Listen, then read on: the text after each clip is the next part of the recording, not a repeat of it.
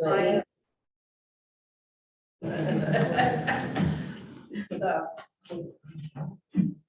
we got 5 minutes, right? Yep. Yes, all right.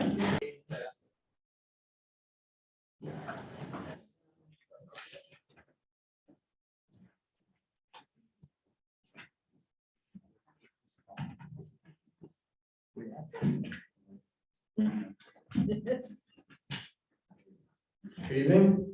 I'd like to call this meeting to order at 7 p.m. and ask Cindy Higgy to read the statement of compliance with the Open Public Meetings Act into the record. This meeting is being held in compliance with the Open Public Meetings Act that has been noticed in the Trenton Times, the Huntington County Democrat, to the members of the listserv, the department heads, the city attorney, and city engineer. The meeting agenda was posted to the city's bulletin board and on the city's website. The meeting agenda offers planned action items known at the time of publication and is subject to change.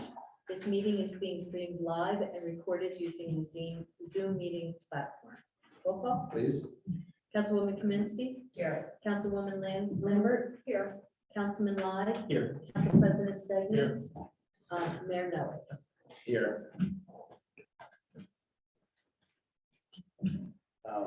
Please note also that, are you laughing because of my, yes. Yeah, that's, please note also that the Michael Drew is here, the budget consultant, Christy Eric is on, online, and Cindy and is here as well. Please rise for the pledge of allegiance and a moment of silence in honor of our troops. Abroad. Pledge allegiance to the flag of the United States of America, to the republic which stands one nation under God, indivisible, with liberty and justice for all.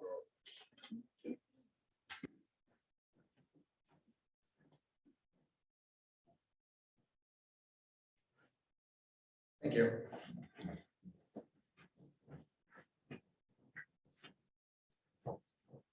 Again, good evening, everyone. It's good to see you all here. How many people do we have online? You know? We have four. Great. So this is a special meeting to really just review the budget, make sure everybody who has questions, both at the council level and members of the public have a chance to do that, to ask them this evening, to either review a few of the salient points of the budget, and really just to make sure that you know, we offer our full attention to this in a way that I think is important. We did this last year. It was a nice meeting. It wasn't actually that long. We only had 2 people, so but I think it's important to do it. You know, I'm gonna offer a little flexibility tonight in terms of public participation. Certainly, we can have a public comment period at the beginning of the meeting. You know, people may find that it's more advantageous to wait and to ask your questions until after we've sort of gotten into the meat of the matter a little bit. But certainly, you know, we have time tonight, and I want to make sure that everybody has a chance to speak. So, you know, to the extent that the 3-minute rule is, you know, hard and fast, I'm going to give some flexibility with that this evening, so that we can really have conversations to the extent that we need to. So with that in mind, I would ask if anybody from the public would like to speak, please step up to the microphone, announce yourself by name and address, and please proceed with your comments or questions. Hi, Paul Stevens, 3940. Thanks for this opportunity, having this meeting to discuss the budget. And also thanks for the extra well. I'm going now because I'd like everybody to hear this because it might influence your discussion with the council later. I've gone, as you're well aware, Mayor, I've gone over the introduced budget, the user-friendly budget, and the memo. And in particular, I'm going to comment on the memo. There's a couple of the conclusions that I want to kind of push back on a little bit. And to start with, on the one of the top conclusions is the 2023 budget continues to meet future contractual obligations and looming large bills. So we did the facility engineering study in 2022, and it came out with a total of $3.5 million in repairs across City Hall, Justice Center, Police Station, and Public Works. Of that, just over 52% needs, according to the engineering study, needs to be completed immediately for health and safety conclusions.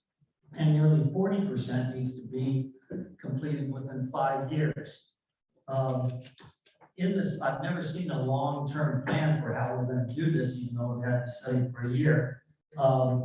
And in the current budget, in the capital section, 220K, remember 52% needs to be done immediately for health and safety of 3.5 million. 220K is allotted across some repairs for City Hall, some storage infrastructure, and a police vehicle. And it looks to me like the police vehicle is going to be about $105,000 in this year's budget. And then there'll be probably, I believe, another vehicle in next year's budget for 100,000 and another vehicle in the following year for 100,000, based on the capital projections that I saw. So, okay, that means that basically 50% of that 220K is going to the police car this year. So less, a little over 100,000 is going to the repair of a city building. Another capital item is the 72K for the EV charging station. I voiced my concerns about this at the last meeting. I would like to see a revenue model for how this is going to pay for itself. All right, I mean, there's costs that are going to go along with this. This isn't like paying for a regular parking meter. And more importantly, I mean, everybody felt good about doing this because, electric vehicles are the way of the future. We want to lower CO2. This charging station is not going to lower any CO2 footprint of the city. It's going to lower the CO2 footprint of whoever owns the cars that charge there. Okay, so we're taking $72,000 that I think could be put into our building infrastructure. Part of that could be energy efficiency of our buildings, and that will lower our CO2 footprint of the city, and it will save us money in the long run. Okay. I also think that potentially maybe we stretch out the purchasing of police cars. I'm not suggesting we defund the police by any means. I don't want anybody to accuse me of that. But we need to show some fiscal responsibility, and buying a new car every year, why can't we stretch that out when we have, I think, more pressing needs? Second, in 2022, there was the watershed project and improvement appropriation. And in this current budget, and that was for $500,000, by the way. In the current thing, that $500,000 from what that was raised last year by an emergency appropriation, it says it's supposed to be paid for by future taxes, but I couldn't see in there where we were offsetting some of that $500K. Now, potentially, it could be that we're expecting to get money back, and that's great, okay? But is there any tax or any budget implication, revenue implication of that emergency appropriation? Because I can't find it anywhere. And then thirdly, if you look at our accumulated leave, if I did my math right, because it's reported in hours, and I said, all right, 8 hours a day, 40 hours a week, so many weeks in a year. We are on the books for 8 officer years of salary, okay, because of accumulated leave. And we're on the books for 2.4 years of administrative salaries. In the budget, there's 38K allotted for this. I realize you're trying to build up, but 8 years, that's a lot of salary to build up over a period of time. And I just don't know how much we have in reserve for that. Last year in the budget, there was 30,000 that was put aside, and in the end, it ended up being 5,000. Okay, so we are on the hook for a big bill coming someday potentially. Okay, so then the last thing is another conclusion was that the budget will build the fund balance. And I'd like to try to figure out how much that it's going to build that, because since the expenditures and the revenues are the same, it's not clear to me how that builds the balance of the fund that we have in surplus. The reason I think this is important is because our credit rating got downgraded last year. And in particular, it was because of the fact that our fund balance has gone so low. Okay, so, already interest rates have gone up. We've got 3.5 for the buildings, which, geez, seems to be the same amount that we spent on the Folly. And if our rating goes even lower, that's going to further increase our borrowing costs in the future. We've got some serious problems financially here. So that's my comments. Anything anybody wants to say about it, I'm more than happy to listen. Thank you.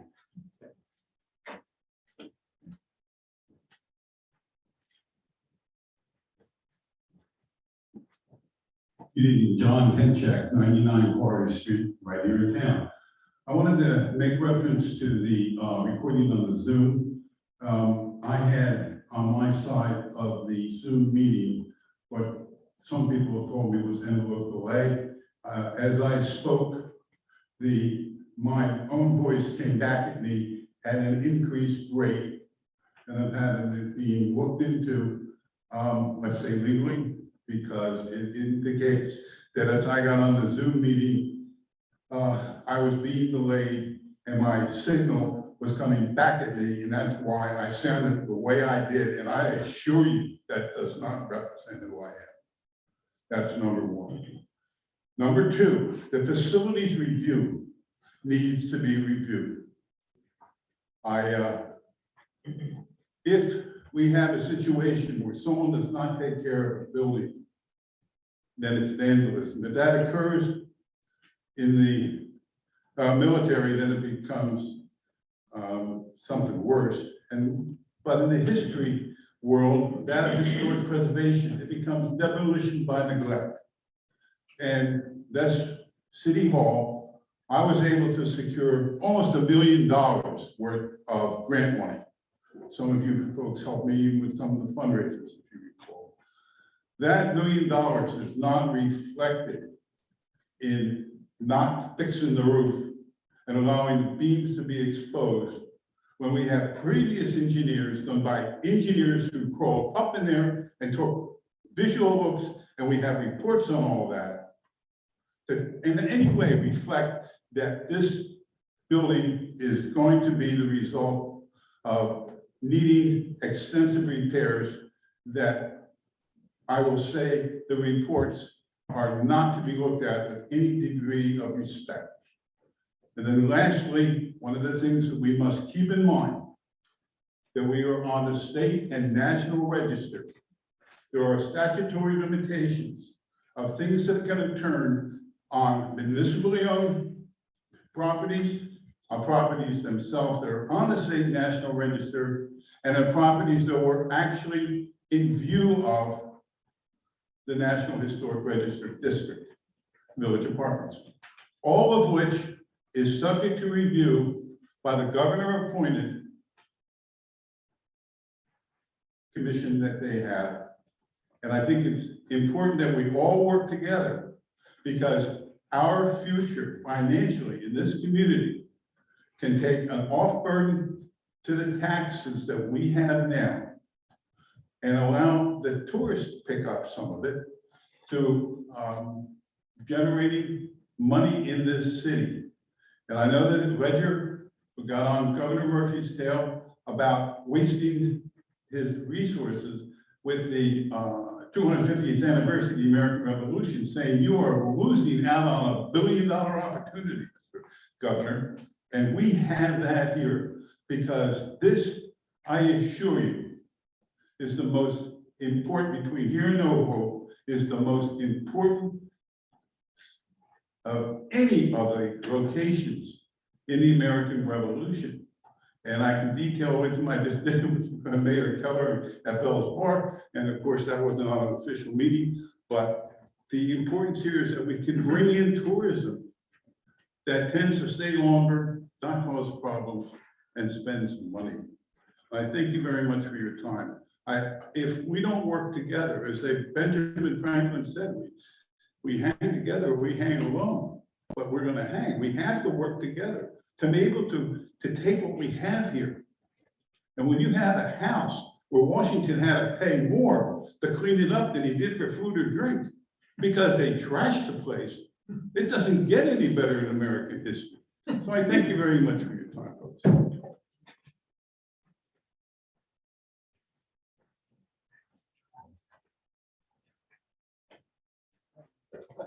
Thank you, Jeff Tittle, 33 Wilson Street. I'll try to be brief because I really want to listen to the discussion. But I wanted to start out with my overall concern, which is that we're subject to budget creep in this town, and it's getting very creepy. It keeps going up, and the tax levy keeps going up and up. And if you look over the last number of years, we've probably averaged about an 8% increase in the levy. But if you look at the last 2 years, and again, I'm not a mathematician, though I had to take calculus, and however got through it, but that's another story. It seems that last year, when you looked at the levy, it was about a 12% plus increase. This year, we're looking at something similar again. And it's just not sustainable. I mean, the town has some serious problems where we need to have funding to help deal with our flooding issues, stormwater, buildings that need to be updated as we move through the capital plan. And, on top of that, we still have to deal with how we're going to pay for and keep or rehabilitate, or what we're going to do with Clausen Farm, because that's really, I don't like using the term, but the 800-pound gorilla in the room, because when we go to bond for that, with interest rates doubling in the last few years, it's going to have a bigger shock, and we have to put money in bonds for fixing the buildings there, or rehabbing them in any way. That's going to add to that shock as well. And I think what we really need to start looking at, and I know it's tough to do in New Jersey, but you really need to kind of do your budget a couple of years ahead of time, because right now, if you look at the chart, we're going like this, and we're taking off like a plane on a runway, and it just may not be sustainable. And again, we're a town that we have limited resources. We don't have a lot of ratables other than residential, a little bit of commercial. And so we really need to kind of figure out where we can either save money, which may not be easy, with what we get out of Trenton, or look within to see what kind of resources we can do. And when you mentioned about the EV, there may be programs and grants to get the EV charging stations now that weren't available a year or so ago, because the governor and President Biden in particular are putting up a lot of money at the national level. It's going to be filtering to states for electric vehicles and for charging stations, which are needed. Also, the DRBC, or also the utilities themselves are looking at trying to do that. So there might be ways of saving a little bit here and a little bit there. I know this is the toughest job that you all have, is trying to deal with the budget and balance all the needs that we have. But, I just think you got to look at the big picture, that we're heading in the wrong direction compared to the towns around us, and we're going up. And maybe we need to spend all that money, but we also need then to figure out how we can enhance revenue, find more grants. For instance, unfortunately, Governor Murphy had put a lot of money into last year's, this current budget on affordable housing, but it had to be 100% affordable. And, for whatever reasons, we're probably dealing with IDA and all the problems from IDA, we kind of missed out on that. And so we need to really look where we can gain resources and help, and with our legislature as well, because I think that's where we either need to cut spending, which may be hard to do, or we're going to have to find other revenue sources. So I want to thank you for your time, and I know you have a long night and a lot of work, so thank you. Anyone else? Anybody online? Have a motion to close the public comment period, please. So, A second? Second. All in favor, please say aye. Aye. Okay. Just before, let's see. So I just wanted to take I'll be talking for probably the next 10 minutes or so. So just bear with me. The first thing I want to do is to acknowledge and thank everybody who worked on this budget process. And certainly the team that we meeting every Tuesday or every other Tuesday. Michael Drulis, thank you very much. Sue Acorn out there in the audience, and Cindy, Brian as well, and Christy. It's a lot of work, it's a lot of meetings, it's a lot of reviewing, it's a lot of going back and reviewing more and changing things. And we've been at it since November in one form or another. So it's a long process, and it's important to acknowledge that. It's also important, I think, to just acknowledge the complexity of the budget, and to some degree the limited latitude we actually have in terms of kind of our discretionary choices. And I'll talk more about kind of what I view are my discretionary choices and priorities in the budget as we get into it a little bit further. But I did want Michael to just kind of explain a little bit about the cap bank ordinance. We're not introducing that tonight, are we? It was already introduced, It was. so the public hearing will be at May. Okay, thank you for clarifying that. Sure, so there are two caps we deal with. We deal with the levy cap. And Can we take, I'm sorry, Mayor, Sure. can we take the microphone from the podium? Thank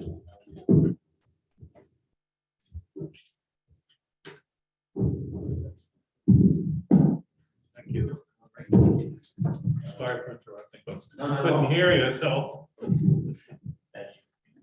And so I'll just do a quick on the caps, and then Christie will, of course, fill in their gaps as well, which means Christie, you'll be up next.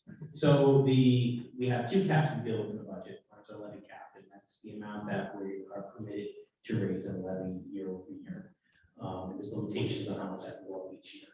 So in this budget, the levy cap for 2023 was $3,965,024. And the introduced budget comes in about $23,000 below that cap. That's on the levy side. On the appropriation side, and the side on the spending side, the amount spent in the budget year over year, the cap is $4,388,636, and we came in under this introduced budget by about $160.63. Now, the appropriation cap, as you know, there are certain items that are in the cap, certain things are excluded from the cap. And so each year we pass cap ordinances in order to allow ourselves to take a cost of living increase, so to speak, on those caps, so that we can keep pace with inflationary impacts on much of the budget that is impacted by inflation. So those cap numbers are in the 2.5% to 3%, not significant in a 7 or 8% inflationary environment. So we can pass these ordinances to put ourselves to do that. Christie, is there anything you can add or correct? No, I think you're good.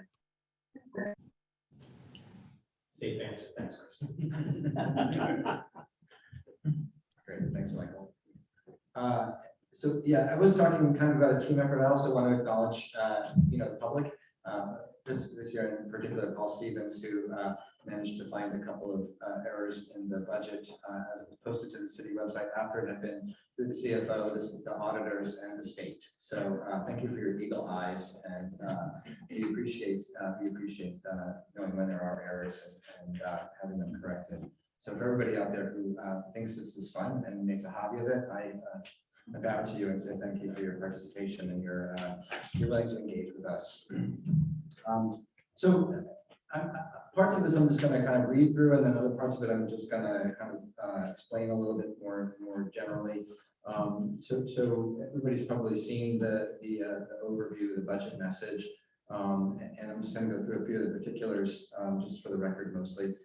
The proposed budget for 2023 is total expenditures for municipal purposes of $7,118,725, supported by a municipal levy by the limit of $3,941,841. This is excluding the library levy.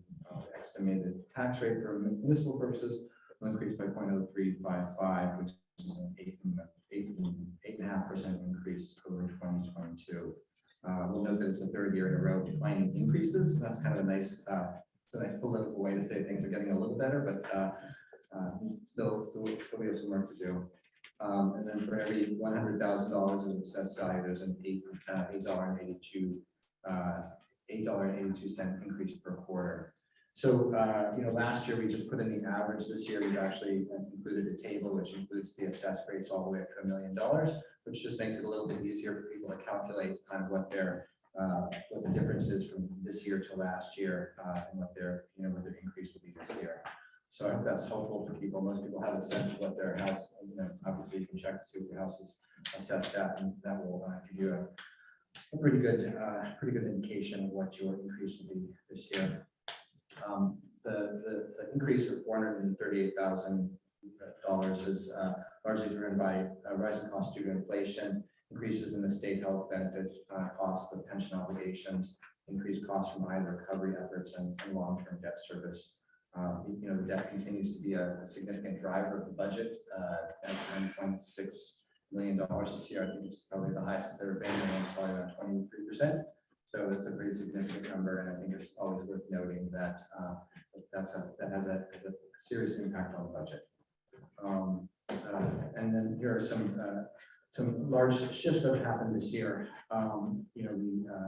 We lost the American Rescue Fund plan due to program expiration of almost $200,000. We added $30,000 in this year's budget to handle the dead or dying ash trees and others. We'll talk a little bit about that in a few minutes. We've got the $240,000 for increases to operations, responding to rising costs. $125,000 for increases to debt service due to rising interest rates, which Michael mentioned, and Hurricane Ida borrowing. And $117,000 for increases from the state health benefits program. And I would note that the state health benefits program is going to continue to drive increases every year. I mentioned this at the previous meeting, 24%, 23.5%, something like that this year. The plan itself doesn't have a lot of money left in it, and we're expecting double-digit increases over the next several years. Also to say at this time that for about 6 months, the city, really under the leadership of Cindy Hickey and the PBA, worked with me and Michael and some other people on the finance team to investigate switching out of the state health benefits program. We looked seriously at the New Jersey HIF, the health insurance fund. There were many meetings. There was a lot of consideration for it. In the end, it didn't work out. And it was largely driven by the fact that had we withdrawn from that system, from that plan and entered into the New Jersey HIF, if we for any reason wanted to get back into the state benefit program at some later time, pensions for the police department would not be able to be re-entered into that program. And that was a burden that the city could not accept or could not take on. So, it's important to note that we have been trying, and there were a lot of efforts, and I have to thank really Cindy, who was instrumental in making that effort and pulling us all together in endless meetings, it seemed like. I'm sorry it didn't work out, but we'll continue to go out to the marketplace and look and see if there are other options. A lot of municipalities are jumping ship from the state health benefits program. It's not something that a number of them are doing. Capital improvement projections, I will introduce at the next meeting. The capital bond ordinance. I'll just note here that in the capital improvement projects for this year, we have $629,000 in city road improvements to North Franklin Street and then Studford and Swan Streets. We have grants coming in for both of those to offset that cost. We do have, as Paul noted, the $72,000 in green energy solutions, $30,000 in new technology, and about $220,000 to work within making some critical repairs to City Hall, also to the library, and $10,000 to improve security at the police station.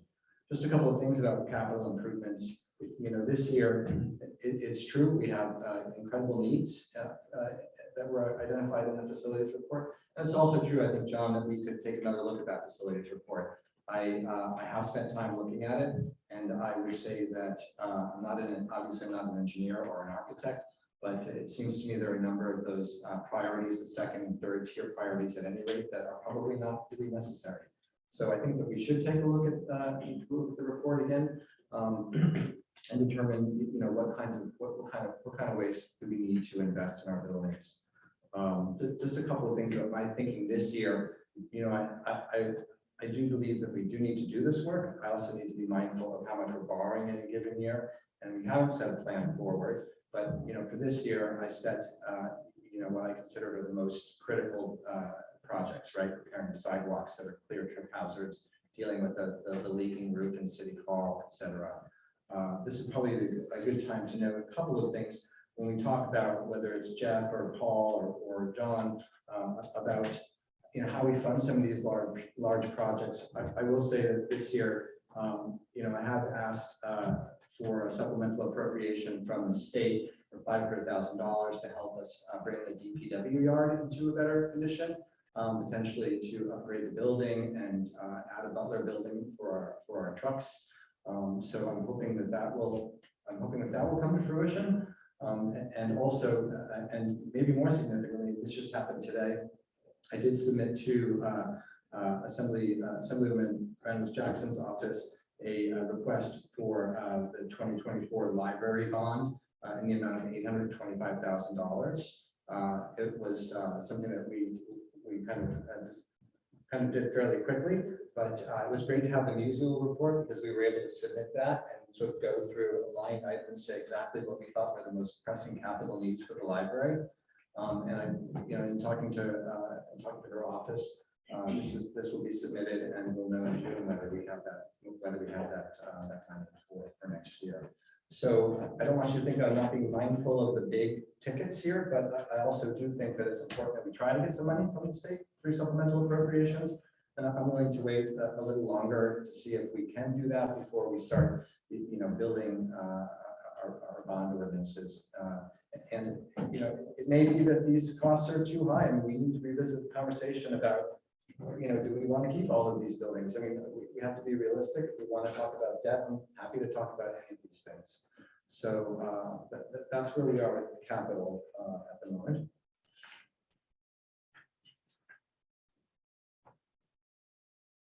Revenues, it's fairly straightforward. The proposed budget includes about $111,000 net increase in total anticipated revenues. And this is driven by really a strong return to the economy here in government-related activities such as building permits, fees, licenses, and post-pandemic economic activity in the Central Business District. Parking revenues are up, hotel taxes up. So these increases will more than offset the anticipated loss of the American Rescue Funds. The next page, we note that the last tranche of the $198,000 of the American Rescue Plan Act for revenue replacement from lost parking fees. We used the last of that in the 22 budget. It's created a corresponding hole, and we've done our best to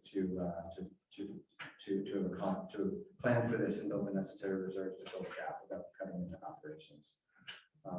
One thing I want to talk about here, and I have to thank Councilwoman Lambert for this. There is on this sheet the anticipated revenues categories decreased $284,000. The reimbursement of the library costs at $60,000. I need to clarify that just a little bit, and then probably it's probably not. Yeah, thank you very much. So I pass this out to the council. I'm happy to kind of share this with the public as well. When we say $60,000, that's true. We did have $60,000, but I need to make sure that I'm clear and correct that some of that money was actually moved over with the library. So some of that money included workers' compensation, EEO insurance, and other insurances to the tune of, let's see, about $47,000. So that $60,000 realistically is closer to $13,000. I'm happy to make that kind of clarification. So you have a question on that, Councilwoman?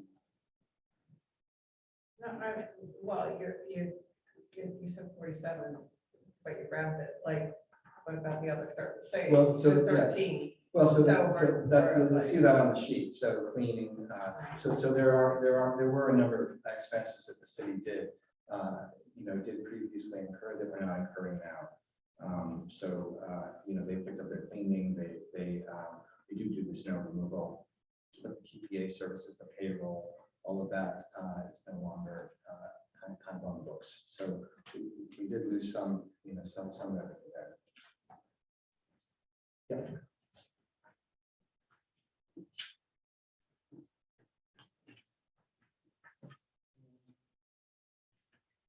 Statutory and deferred charges.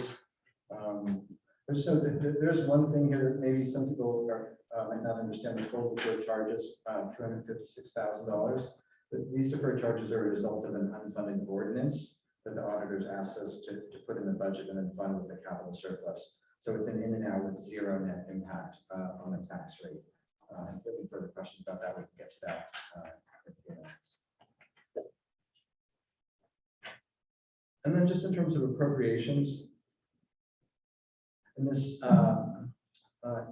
summary, there are a few things that I thought were important to note.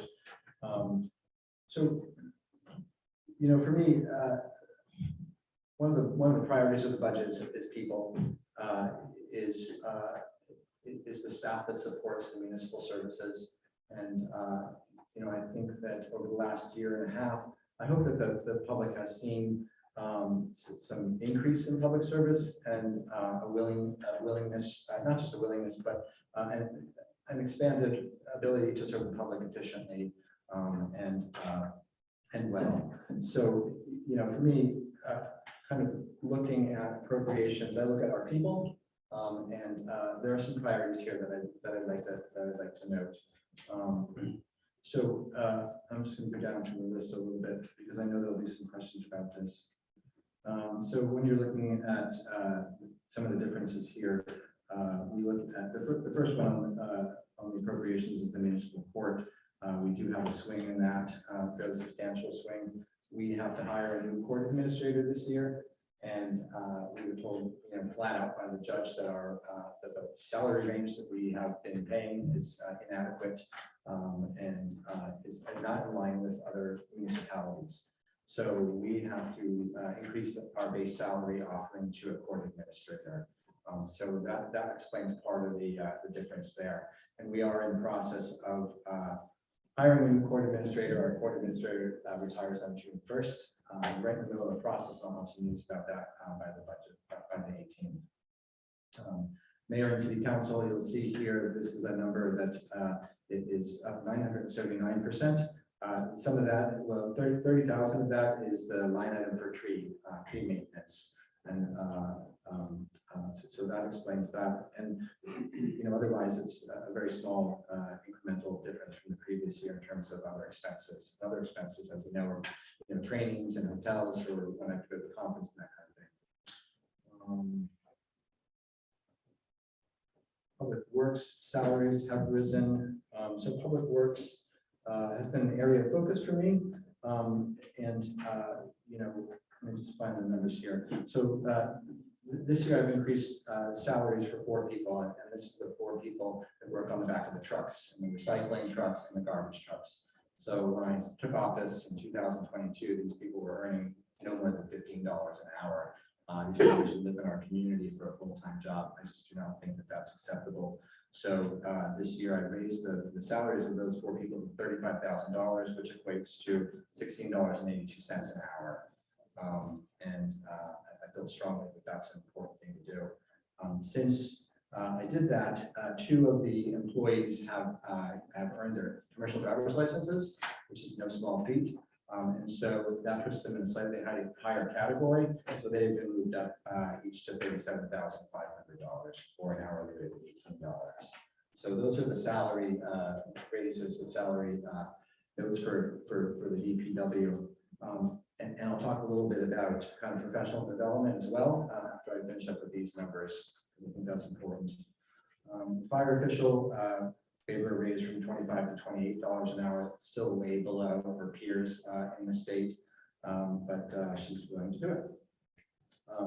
We did hire an accounts receivable person in City Hall. This person is working 12 hours a week for $18 an hour. There's just too much work to do in City Hall every week. You know, Lindsay and Cindy, I watched them, you know, just struggle with this, not struggle, but struggle with the sheer volume of work. So I meant to ask you this question before the meeting started, but how many, in terms of the taxes, when it says quarterly tax, do you have a guess of how many checks you're processing? Hundreds, certainly, right? Oh, definitely. We have like 2,600 line items.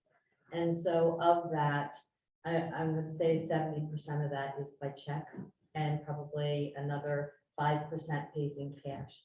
Some people pay online, but we're touching 75%. Even if they pay online, you still have to download it, make sure it efficiently is posted, and that you don't have any errors. And then we have chargebacks that you have to follow through and reach out to people and see that they come in and take care of their responsibility. So I'm wondering, are there service organizations that would handle that process, like that we could, the dirty word is outsource to, so that the detailed, kind of handling of the checks and matching them and making sure that they're kind of ticked and tied appropriately. And then we just kind of get the end result of that. Could we find maybe, is it possible that there is a lower cost service provider so that, staff time could be freed up to do more value added work? But I think that's what the part-time person has done for us. Let me just say that there are companies that banks hire, like CoreLogic, you see, like every once in a while you have to do a refund. Lindsay would know some of the other companies that will do that. And sometimes they'll do it electronically, and sometimes they'll mail you a big thing of checks. And each payment is for one. It's not like you get, something very easy to process. It's one check per property. So you're still handling that. And we do have some electronic, but there's an awful lot that we handle. Now, by hiring somebody 12 hours a week, is really taken a huge burden, because during tax time, our taxpayers are great. And we love you all, because you start paying like the middle of May, people start paying the middle of April. So in the beginning, it slowly comes in, but the very beginning of May, you were slammed.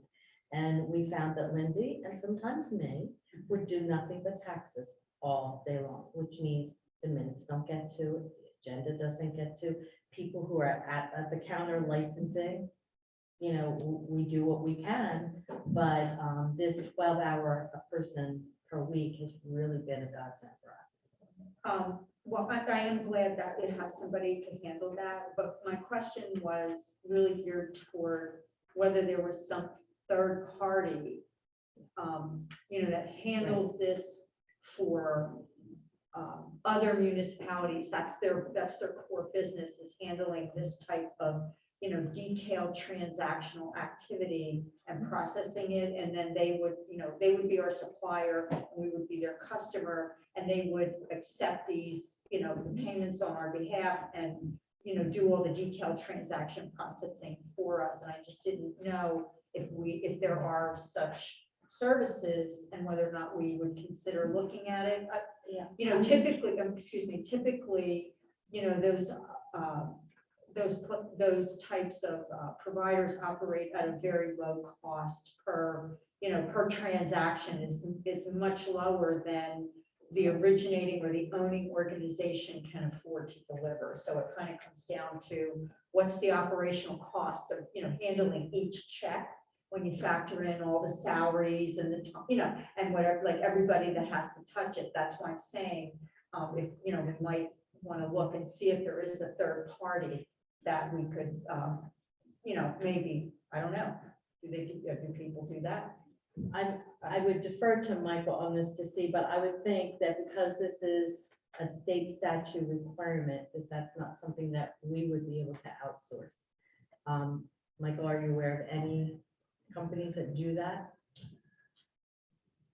Just as you're talking, back in my brain, all of the organizations, all the government organizations I deal with have full collector offices, and our tax collector has statutes that she has to follow, and how things are collected and matched. The only thing I can also learn from the conversation is I've been here when we've been through staff changeovers, and when we didn't have the continuity of the collection and positive taxes, and we don't have the kind of cash flow to be resilient to that, it created problems. organizations that give us CoreLogic that's mentioned, it's still a manual process. It's just, New Jersey is so particular in how we do things. There are a lot of companies that invest in technology that only a few towns use. So my answer is, I don't know of any, and third parties, provided this person stays as an hourly employee, I think we end up ahead on the transactions. It's when we end up with headcount that we bring on fringe benefits and full-time obligations, then I think you look to a third party and find what we'll see what you're talking about. Okay, thank you. Cindy, do you have any of the banks that pay electronically or their own checks? Some of them, very small portion. And then they're the ones who will do it electronically, but you still have to log in, download it, and then handle anything that misspeaks. And with the chargebacks, is that when someone pays their, on a credit card and then they call the credit card and track the money? Credit cards sometimes bounce checks. Okay. And are we charging any additional? We can only charge $20. That's what our ordinance allows us to charge.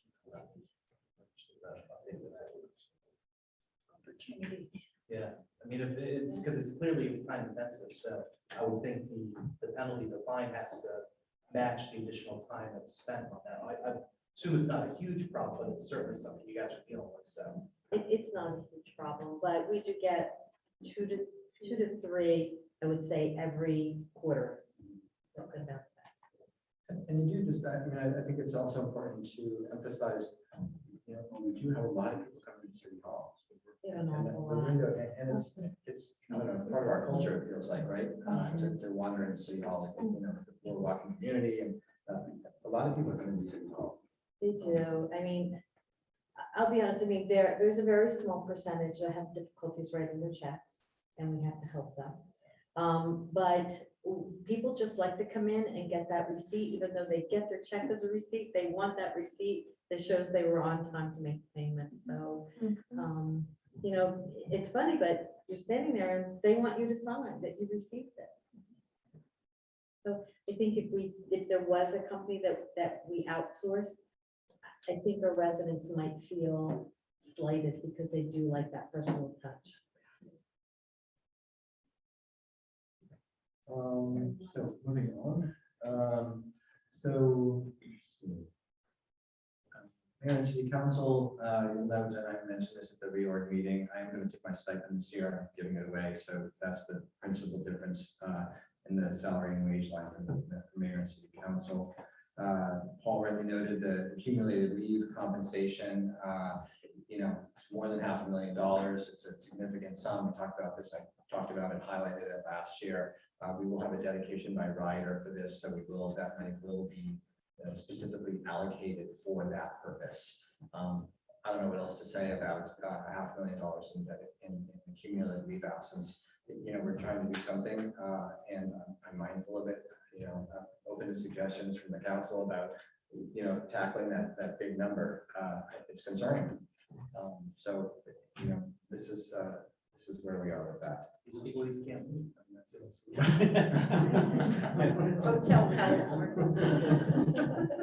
Mayor, may I add something? Yes, please, Michael. To Mr. Fox's point. So we are not going to be able year over year to fund that obligation through appropriations in the current budget. But we are, by putting this money into the budget, we're preparing for what's to come as opposed to what we have that we currently know. So this is a line of budget that should be there every year, that should keep pace with what's being accrued within the year in which it's accrued. When the time comes and these large obligations come due, you will have other ways in which to finance these obligations that we've not reserved for. Just to give a little more information, Mr. Cox's question. Thank you. Historic preservation, so this is also a large gap. The difference can be explained in part by last year, there was some period of time when we didn't have somebody else filling that function. The salary for 2022 was $1,200. And so when that individual left, we did hire Crystal to fill that role, and we did offer her $3,000 for that. It's an important role, and she's done a good job. fire and inspection official. Here. We did hire a new tax collector. Her salary is $16,000 a year, which is $1,500 less than the outgoing tax collector. And, that's all I wanted to mention in terms of the salary differences. Other than other couple of other things, there's a 2% salary increase across the board. As I noted last year, inflation was 8-9% this year. So as much as I would love to increase the salaries for all our municipal employees, we remain stuck in this kind of this 2%. And I think it's important to know that our employees are working just as hard. They're not working 9% less than last year. They're working more for less. So that's important to know. I also think it's well, talk about kind of professional development. You'll also see in some of these line items that there has been increases in a couple of departments, DPW in particular, for professional development. Across the board, I have to be mindful. I think the city should be mindful of kind of succession planning. We do have a number of employees who will be eligible for retirement in the coming years. Cindy, don't smile. It's a sad day.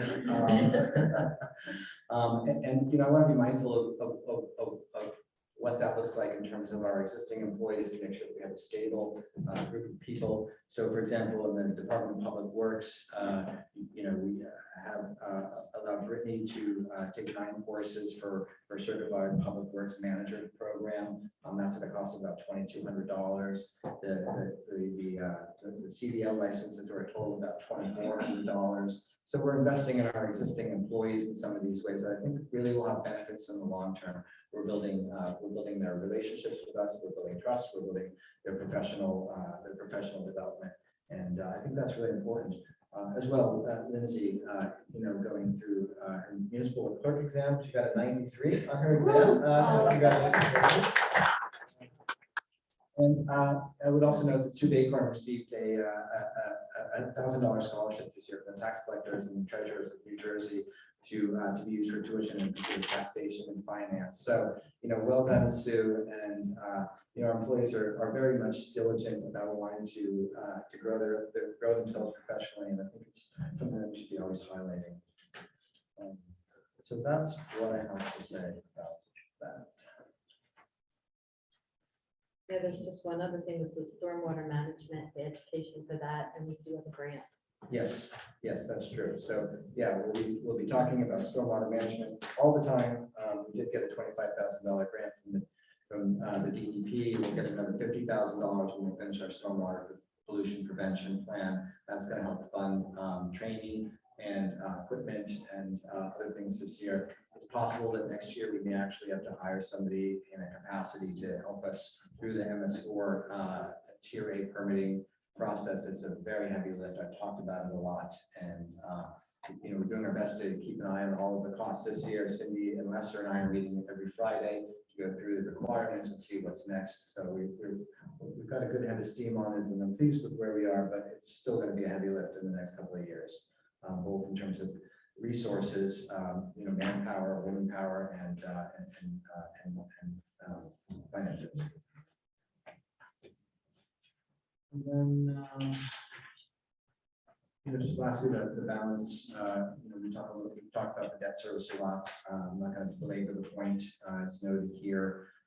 It's a significant rise from last year. I do want to say every chance I get that in 24 it's going to be better, and in 25 we have a significant debt drop off. So things are definitely going to improve in the next couple of years. And as we move forward with the potential sale of two of the buildings at the Clausen property, that will hopefully further reduce our debt. So the debt service will improve. And then you can read the conclusions for yourself. So having kind of gone through all of that, I'd like to begin with any council comments. If you'd like to, if anybody wants to sort of speak for a few minutes about the budget generally and then ask questions, why don't we do that? Would you like to start? Sure. I had a couple questions just looking through it. Well, I don't know if I'm as eagle eye as you are to find a mistake that someone hasn't caught, but I had a question about, so you were saying in the mayor's expenses, the $30,000 went to the actuary. Yes.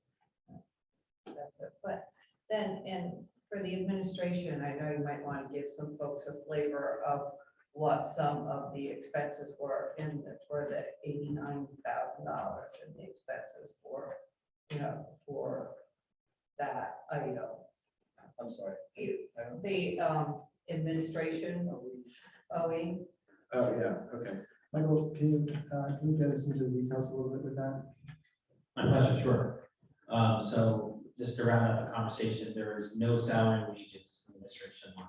Under the OE, there's $65,400 in professional services and contracts. That's where most of the contracts are currently, that city pays vendors to support the administration. The citywide technology internet phones, $31,846, $100 for office supplies, and $11,850 for communications programs and services. I thought too, a good question was, just, we talked about the increases in the DPW and the 2% increase in salaries, but the increase for the police salary and wages, is that we hired a new officer, or it's just contract increases Yeah, I would across the note, board? yeah, Just, for the you next, know, it's yeah, for absolutely. the I'm good sorry, of the I'm order, sorry to not for mention. my good, Yeah, but, yeah, you no, know, it's that's a good some of point. the numbers that stick out. I always think that it's great to explain what they are. Thank you. I think that's, yes, I apologize for overlooking that. Yeah, the numbers for the salary and wages for the police have been negotiated and the contract was signed. Those increases are required by the contract, and the contract next expires, I think, in 2025. It's a 4-year contract, I think. So Mayor Fall signed it with the PDA just before she left in December of 2021. That's a 4-year contract, so it'll be coming up in 25. Thank you. Yeah, and I thought too, another question that someone had asked me during the week too, was to explain the reserve for sick pay. And that it's what, 38,000, and is this, anticipating someone retiring, or, to explain perhaps for everybody what the reserve for sick pay was, and all of some of the other costs in that. Yeah, That way. So you're just talking about the total of the accumulated. Just what absences? what that, why that money is in the budget. You look at it and you go, oh, a citizen had asked me what the reserve for sick pay was, Right. and why it was at that number. And so I'm. Yeah, I asking mean, that question. the number is, it feels a little arbitrary, but, as we were making our final pass, that was the last number that we had to change to get where we needed to go. So we had actually allocated initially more than that. I don't know what the number was, 50,000, yeah. So to get us to our, where we need to be on cap. We just. But we set that number because it's not a number you pull from the sky. You say you have so many employees, it's this, you have so many employees close to retirement that they're going to be collecting back sick pay. I mean, I'm Well, yeah, asking so- what the reserve for sick pay is to explain. Everybody else take a crack at that? All I'll say is that every year Lieutenant Brown provides me with a spreadsheet. I'm happy to share that with the council and if appropriate with the public. And it details the exact number of hours that each officer has, sick pay, accumulated vacation pay and everything. So it's all fully laid out in a spreadsheet. And this is really just a way for us to begin to think about what happens when one person retires or whatever, right? I mean, rather than have to, I don't know how we would come up with X amount of dollars if, so-and-so retired. So this is just a way to begin that process, and I'm sure Michael can explain and expand on that better than I can. Sure. So to everyone's benefit, the PDA contract is an example. There is time that is accrued that can be taken, certification, there's comp time given, etc. Those are contractual obligations made by the city at the time of retirement. There are clauses that allow it to be taken out within the same year as well, providing them the cash to pay it. This, by having this line of budget, accumulated leave compensation, it puts in the current year's budget, the current year's levy, it pulls money in so that you can then at that point put it into the reserve, as the councilman's mentioned. And that reserve year over year can accumulate and grow. So if you have a, let's say, a younger police force, you may not feel the impact of retirements over 10 years and not feel that impact if you're not reserving for what the police force is ready to retire. You're going to have 10 years worth of accrued time and you have to pay out in 1 year. So the goal with this budget line is every year to get it to raise to the level where it's covering at least the current year obligations. Lieutenant Brown is fastidious with his books. He gives over spreadsheets to the mayor, the mayor reviews them. And our goal is to every year in the current year, build up enough money to cover those it's accumulated. Now, at the end of the year, if it's not spent, it could be put into trust and then be able to use in future years. Put it to what? Into trust, into a reserve. And the thing, a lot of municipal accounting is based on fund accounting, so it's kind of a one-way door. You can put money from other sources into it, but you can only draw out of it for that specific purpose. So it's a very healthy budget practice. It's a number that the mayor strives to at least match the current obligations with. We started at 50,000. We ran into an appropriation cap issue, reduced it 35,000. Last year's budget was mentioned that started at 30,000 and we had 5,000 at the end. You know, when we're tight on the budget and then we don't have, at the end of the year, we need to do budget transfers because things cost more than we thought, and we give ourselves a breathing room. That's where we had to go to last year. This budget hopes, and well, there's more hope plans that that 35,000 will be able to be there at the end of the year. I hope that gives a little more color to the question. Michael, can I ask one other question? Is it possible, since this money is sort of separated from the operating budget, that it could be invested in CDs, for example? So all of our trusts, our CFO, our accumulated absence trust, and those balance sheet items that year over year carry forward. We could take that cash and put it into a 6-month, 8-month CD.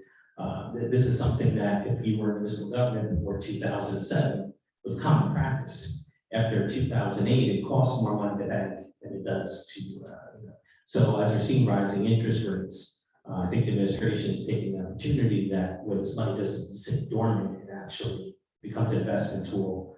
It can be very helpful to the city. Well, I just, on the debt, we keep talking about the debt, and the way I kind of read the debt, it's not, the old debt is just as an explanation, is our payments are decreasing. And so in 2025, significantly, our old debt payments go down, right?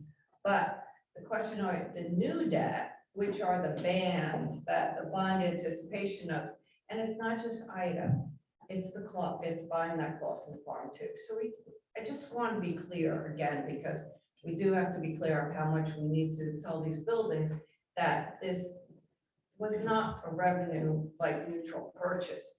The cost, the increase in the budget, and you can see the increase in the budget, the interest that skyrocketed was on the bond anticipation note. So we should be really honest in saying that it was for Ida expenses, but it's also for the Clausen expenses.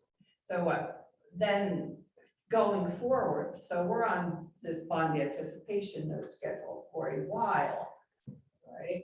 But then we are going to eventually have to bond for the Clausen Farm permanency, what those costs are going to be. Now, the Ida costs, we have a wait to get reimbursed, but we get reimbursed for it, just like selling a couple buildings can take a little bit off of that Clausen Farm. But remember, we bonded and anticipation notes well in excess, well, somewhat in excess of the purchase, right? And then we have money sitting there. So we are paying that. That is going to convert into bonds. I mean, these are the costs that when Michael does the budget, you're looking at down the road as well. And I was wondering if, my question is when do we turn from the bands to the bonds, and is that going to give us any relief, or is it going to, what's that situation look like financially? I just want to throw 2 cents into this because my recollection is when we were deliberating and contemplating this purchase of the Clausen property, I recollect that the mayor at the time, former mayor, said that even though our debt payments were going to decrease in 2025, purchasing, and I'm looking at Michael to make sure that I'm not saying something crazy, but this is what I think I remember. But the purchase of that property would defer those decreases in debt until 2034. It pushed it out 9 years. Does that seem right? Am I So remembering? you're right? saying I mean, you weren't the there. gain was Yeah, well, going to you be were- you negated. were involved, and I then think. flipped Were you on not it. involved with us at that time? That was in 2021. I came in towards the middle of that. Okay, so discussion, it would have been towards like the discussion. after, yeah, it would have been Right. after the pitch and the purchase. And, yeah, that's my recollection is because, I was at the time very concerned about taking on that debt. And so that's why it sticks in my mind. So the, to do best I can, my questions, if I miss something, please bring it back around. Start, so we are in notes, Council mentioned bond participation notes. And a bond participation note is a note that you take when you're going to do a project. So if you're gonna do $1 million project, you don't want to borrow $1 million today and have it sit in the bank account, and go through 2 years of planning, procurement, et cetera. You take out notes, and those notes permit the, when the governing body permits it, the CFO can go to market and borrow money as needed. And you can say in a note for up to 3 years, and during those 3 years, you only pay interest. You don't pay any principal. At the end of 3 years, you have to begin to pay principal, which is what instigates you to want to take those notes and roll them into a bond.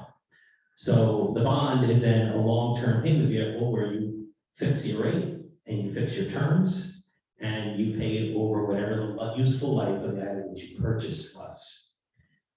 So what we're speaking about regarding IDA was a significant amount. I'll start with IDA and work our way backwards. The Lambert bill had a 1-2 punch when it came to COVID and then IDA.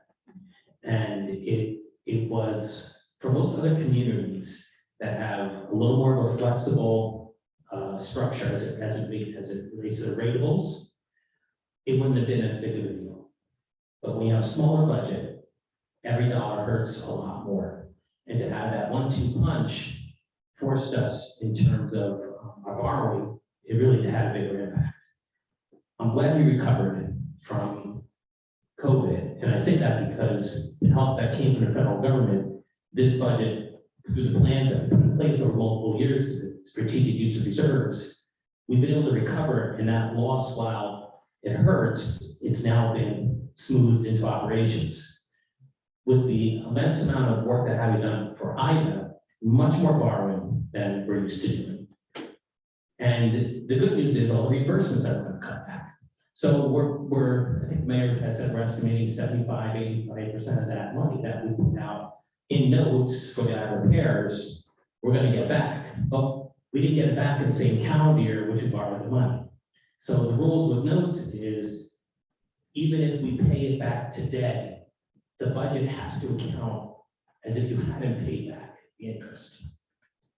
Based on the ebbs and flows of what we're seeing with FEMA and USDA, it's very reasonable to think we will have cash back to pay these notes down before we have to roll them into bonds or have to pay principal and interest. It's just the worst year in inflationary cycles for this to happen. And when Christie told us in the meeting after we had the budget done that the rate increases cost a 6-figure increase to the budget solely on our notes, it was a significant problem. So I anticipate that you're going to see a debt drop off 2024 solely based on the fact that we get these notes paid back. I think it's very smart thinking on this governing body's part to look at the costs of the project and see what can be sold in a high market. There's a lot of rules in terms of how that money was borrowed, what we can and cannot do. And I think you've done a good job of categorizing the areas which you can do. That will have a significant impact if those properties sell, and what you do with that money, in helping in the clip that we're supposed to have in 2025. Councilwoman, your point about that clip, that drop off, that positive drop off, right, when our debt drops off, being pushed back.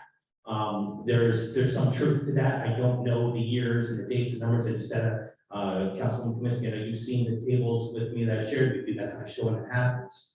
I think 2025 is still a very good target for us as a community to see our debt flatten out and start to decrease. So I hope that answers the questions. Yes, thank you. Yeah, I thought too, what might be helpful is, I just have to, one thing, was one about non-recurring revenues that you see in this budget that you're planning, planning for in the next budget. We talked about American Rescue money not getting as much, but what's the non-recurring revenue in this budget that we are going to worry about next year as well in terms of that when we get to my surplus. Oh, Mayor, Michelle? Yes, please. So, I just direct you to look at the mayor's comments on revenues. The lines are here, and one of the things that I have to say that Lambertville, of many things Lambertville does very well, is has moved away from the one-offs. And I don't see any budget line. I'd be glad to do a better analysis for you more time. But looking through this, I think we've seen the largest one-off, if you would, was the American Rescue Fund plan. Other than that, and in furtherance of that point, the administration chose not to max out all the revenues that could have been taken. Because if you miss the mark, if UCC falls off, that's a problem, because that might have come from somewhere else. So I think we are in a cycle where our revenues will replenish and replenish healthily.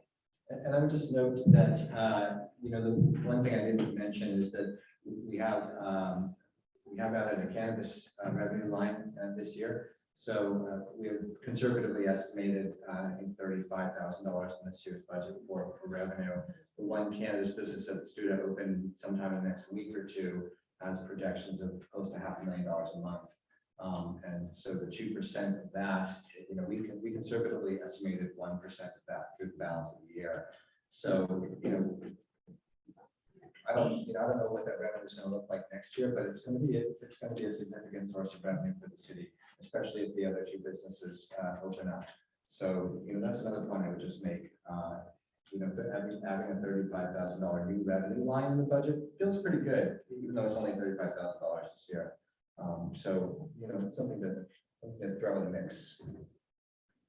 No, I'm totally better, yeah, and that's, great that there aren't any, and there's very little rescue plan money. My one question too, which I think people have asked me about, and I answer about, is the level of surplus. Because really, in a simplistic world, if you play with the level of surplus, you're offsetting a tax increase, or you're doing whatever, if you're looking at the tax increase as it is, if you're looking at, maybe it's a little bit too much.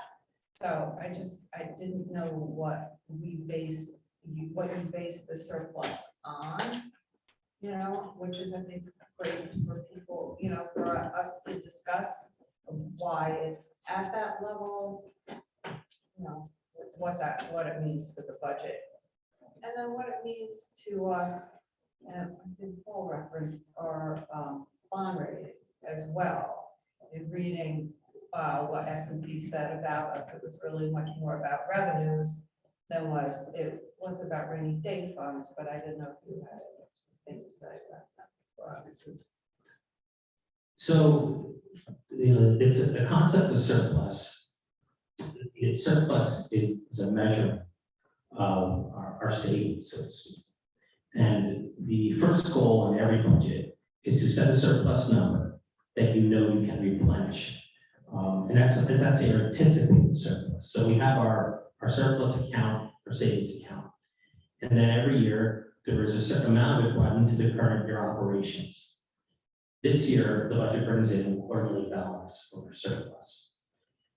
We know, based on our projections, that at the end of calendar year 2023, we will be able to regenerate that $250 million that we're taking in. So that's the first standard for any rating call. And you know, the council referenced the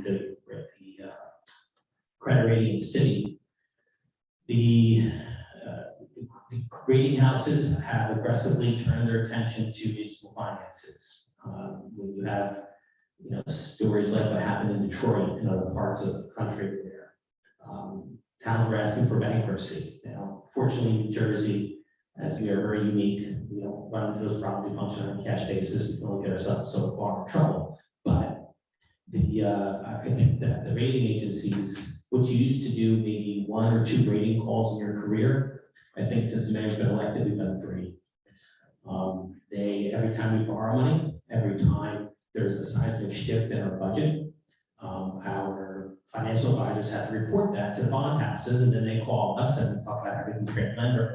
But no matter what stories we tell them, the first thing they do is they go to an annual financial statement, annual debt statement, and they say, you took more surplus in this year than last year. Why?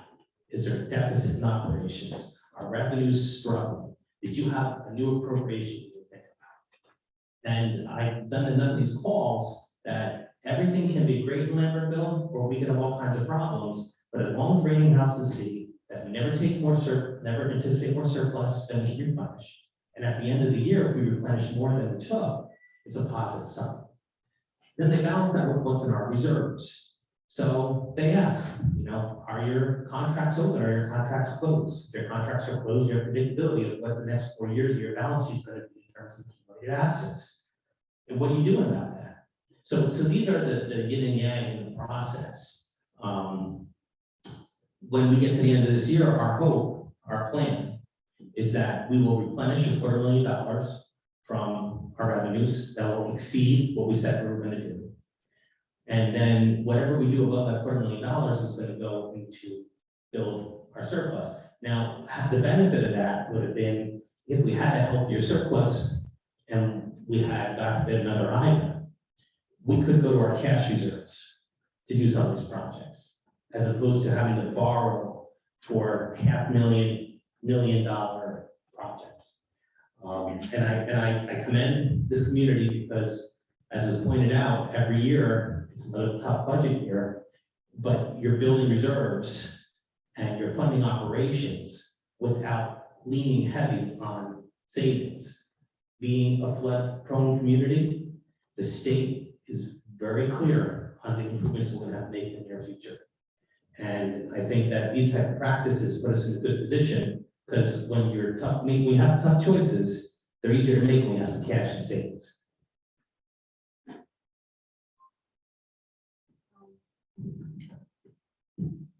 I don't really have any more like budget, number questions at all.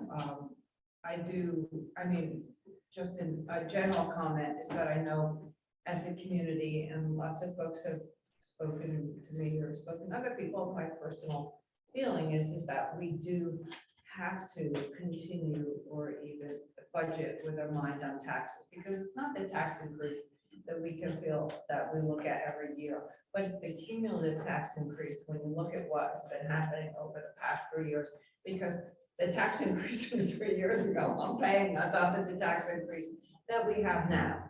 And it's a serious, concern. And so that's why, I'm trying to look at the budget and look at all of these numbers as you all are too, just to, to try to feel good about what's happening and try to see, you just want to squeeze blood out of a rock to, kind of bring some relief, so. Certainly some of the debt going down is great news. Some of that bond anticipation note stuff is not great news. That's not been great news, but I think we all, as a town, maybe learned a lot about that and about spending and about, some transparency and what things really cost people. People are paying paying the price for that now, but, thanks for, great answers. I just have a couple of questions for Michael Reynolds for the mayor too. So, Michael, when we were meeting, I know that we talked, I guess the first budget you helped out with was last year, right? No. This is my third budget. So before that, before you were involved, were we not, saving enough, were we not creating these reserves or? So I could tell you that when we did our first tax analysis, the previous year's budget and the one before that was drawing down on reserves quicker than those reserves would be replenished. And that was, every year you do that, as it becomes a cumulative problem. So that's how it carries. And I know we talked about the IDA money and, we're getting a significant portion of that back. How much money are we still waiting for the government for? Just approximately. Most of it. But what, most of what, like, is it $5 million? Is it $10 million? That's the one, We have received 90% of most of our projects. The ones, we have 2 projects outstanding. One for the Arnett Avenue, and that's both sides, right? That's outstanding with FEMA. That will be refunded at 90%. That's outstanding because we had a change order. That then once you get your plans approved, if there's a change order, it gets kicked to another group and you wait for them to review. We finalized the review process. We should be hearing from them anytime, and I would hope that we have this money by June. The only other project that's outstanding is the USDA project. Everything else was funded, I believe, in 2022 from FEMA. The USDA is 1.9 million. So, and we should get 75% of that back, minus 11,000, which was like extra engineering that they said they would not cover. And was there that project, is that about 400,000 or 500,000? That's our responsibility, correct? And those are the 2 that we're not ready to, because we had the offer that from Senator Menendez's office that they would help us recoup the money if we were having trouble getting it. So whenever that time is ready. The problem is, we changed engineers midway. And you'll see on your agenda for May 18th, we have 2 change orders for that project. USDA in the beginning told us that they would pay us monthly. We were submitting monthly, and then in the middle of December, they said, okay, we will pay you all at once. So you submit all of your paid checks. So we were submitting monthly, but we can't close that project out until there's change orders, and the change orders are to reduce the amount. But then we have to make final payments and then have the paid checks and submit all of that for them to reimburse to us. I think we would add, before to those 2 further in important detail, is a collision of calendars. I saw these projects get completed at a level of efficiency and likely speed in the construction season prior to the close of the year. I don't think the federal agencies were prepared for these projects to get done before the end of the construction season. Part of that is And true. so the collision of calendars are, if we were a fiscal town and we were from July to June, we wouldn't be on the hook on this budget cycle. So it's daunting for the problem we have, but that's why we're confident we'll get this money back in 23, because these projects are by and large completed. They're done. They were done in December. And so the leaning will help when, because we can say, you know, we got a lot of other towns are still trying to figure out who's going to hire an engineer for projects.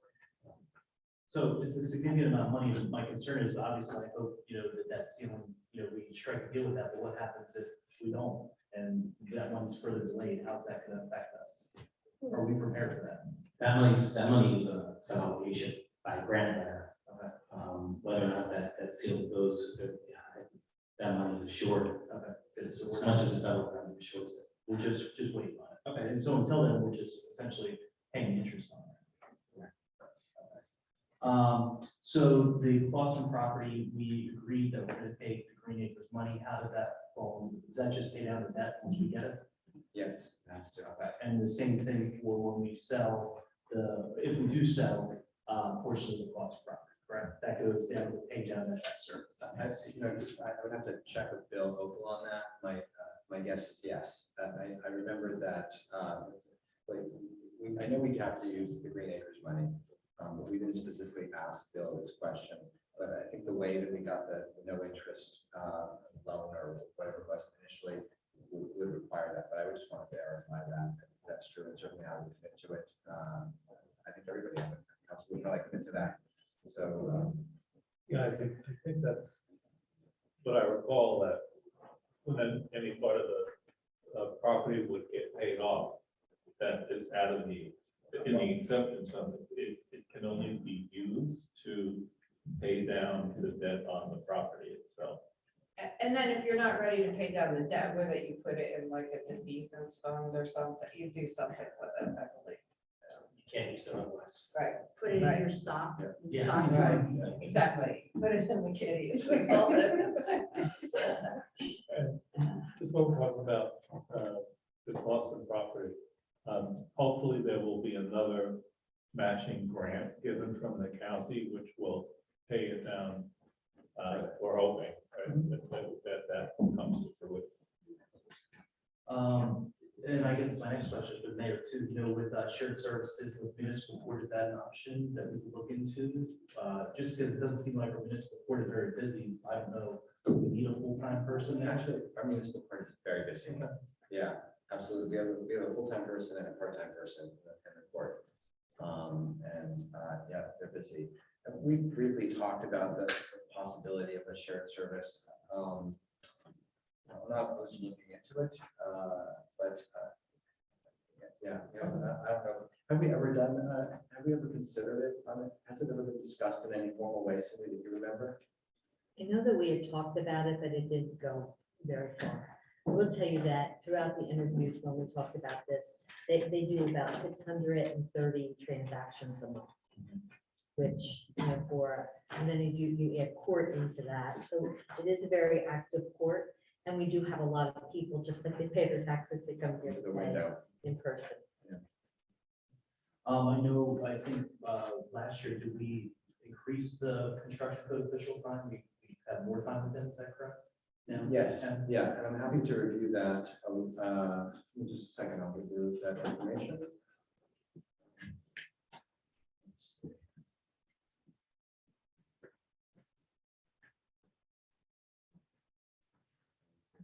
So,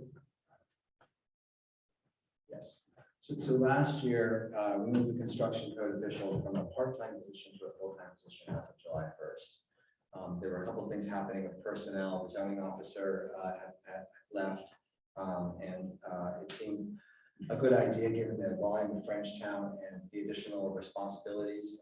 And, you know, I think it's worked out really well. I mean, just the sheer amount of time that he's been in and as a resource to the city. So just to give you a little background on that. So when the construction official was working part-time in 2021, his salary was just shy of $50,000 plus $55,000 for Frenchtown. So he was earning about $105,000 a year. So when we considered, and this is a very complicated process, I assure you, if you ever want to see all the paperwork, you're welcome to it.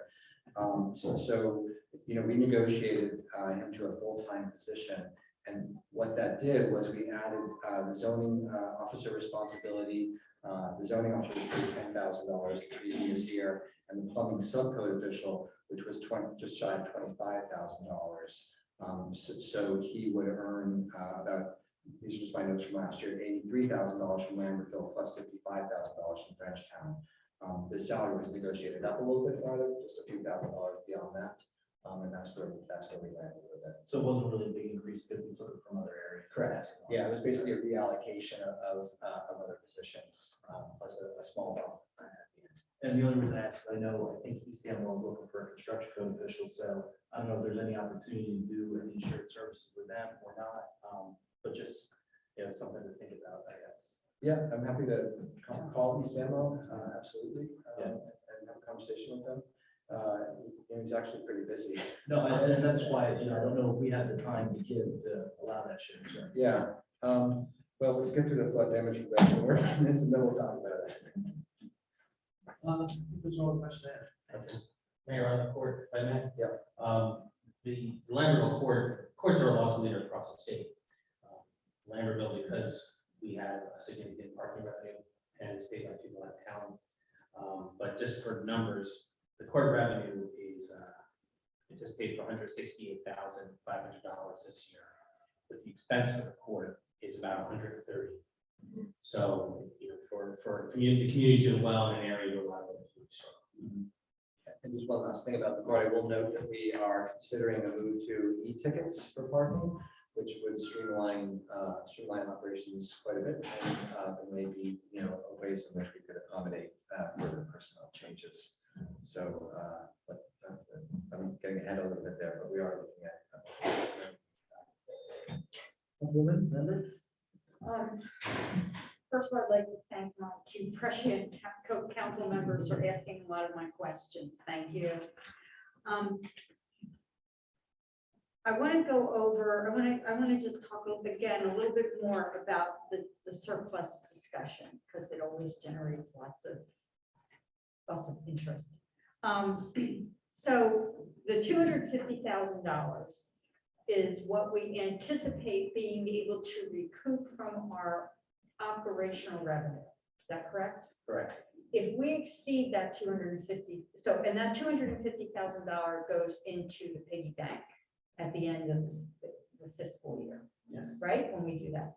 If we exceed that, do we put the excess in as well? Like if we get $400,000, do we have an opportunity, I guess is my question, to build up that surplus by increase in our, if we have a windfall in our revenue when we get that, we get extra $150,000, does that then go into our surplus piggy bank? It does. It does. So we're basically rebuilding the surplus that was pretty much down to pocket length, right? We were looking into couch cushions for change at the end of 2020 is my recollection. That's right. So we didn't really have surplus. So, okay, so now we have like just over $1 million, right? In the surplus, I think. I looked at it earlier. I think it's on sheet 39, right? Christy may have that number handy. Christy, can you give us the surplus number coming out of 2022? 1,015,528.18. Surplus balance January 1st. Hold on, let me confirm. She's gonna pull off the AFS. Okay.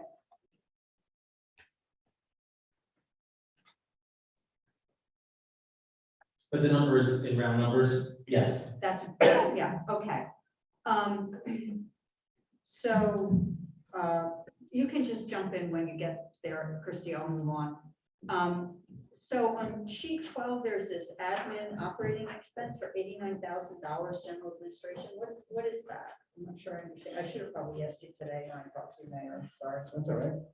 89, that's on sheet 12. Those are the lines that I listed off earlier. The OE were administration, those were the contracts, or rather contracts, internet, telephone, Oh, okay.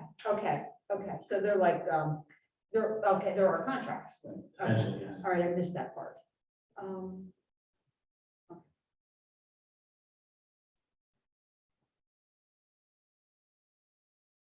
With regard to the facilities repair list, it's a little divergent here. It's really not for the mayor. You know, my recollection was when we did the walk last November, there were some things that caught my eye on the list, like clean the gutters. I think we have things on that list that aren't really capital. Cleaning the gutters is something that should be done on a regular maintenance schedule. We shouldn't really be doing, you know, like capital, bonding capital to, have the gutters cleaned. So I guess my question is, do we have an opportunity? We have great DPW staff. Do we have an opportunity, especially with some of the younger, newer members who are really energetic about improving their skills and their certifications, that getting a more robust schedule together of, maintenance and repairs to our buildings or, painting. Like, you should like, you go to Contractor Supply, you buy the paint, you go someplace and you buy it. So, and you just do it. Like my husband paints the house, he paints one side every year. So, but, things like that, I think we have opportunities to look at some of that and make them more ongoing. I will say yes to that, generally, but offer the caveat that, when we talk about this, I spend a fair amount of time with the DPW. And at any given moment, I can pull up a list of things that I notice around town, things that need to be done. And it's a long list, and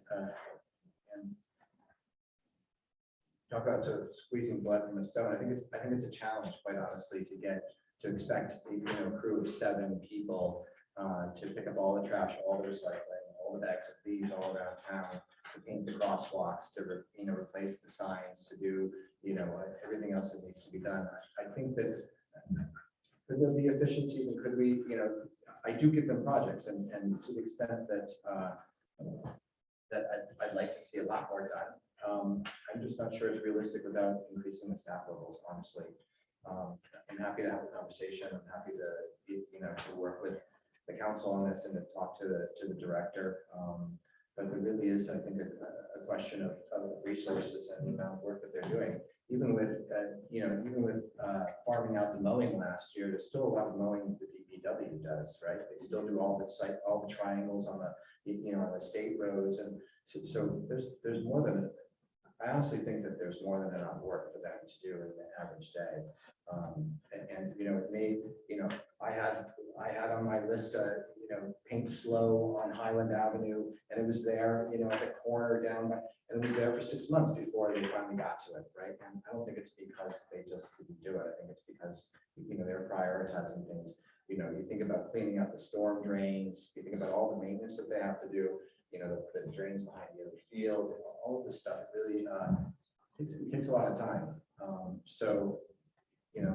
I do think that there's a lot more that we could be doing in the city in terms of projects, and to the extent that I can identify those and get them out there to do it, I do my best. Along those lines, I know we talked about this 3 years ago. We did it maybe 10 years ago, to see what the alternative would be if DPW did not pick up garbage and recycling. This is a conversation that I would love to have. Yeah. Honestly, I think we didn't have garbage and recycling for town. With a crew of 7 people, everything could be spit shined all the time in this town. We probably wouldn't need 7 people to do it all. So this is a conversation that we want to have. I'm happy to have the conversation. I think the information that we got all those years ago about it wasn't warmly received, and Also, the cost might have been a factor, but we did do the survey, but in those days, as you may recall, we were paying, we were paying folks out of the county to come, to be on the truck. Are you talking about privatizing Yeah. waste collection as opposed to the inmates that when they collect it or corrections?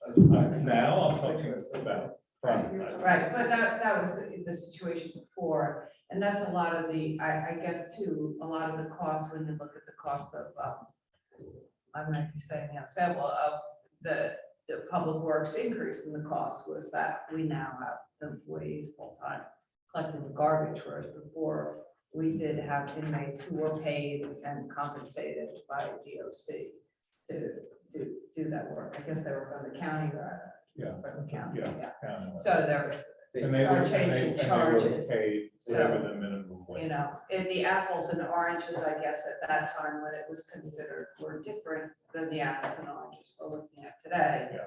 Although it's maybe an apple, an orange and a banana, if you want to go back and revisit, you know, the old system, if it's. Well, I mean, Looking at the cost. I mean, it's a good point because circumstances change over time, and what may not have been a good idea 3 to 5 years ago could have a different complexion now. I mean, it could, you know, I don't know. I'm just throwing it out there, but I'll just say, I don't want to get too far afield on that. Yeah, conversation. right, that's We're fine, happy to have that's this fine. conversation, Yeah. but that's, I just, you know, want to comment as someone whose spouse is like fanatical about cleaning the gutters, it really does help preserve our buildings. So I'll move on.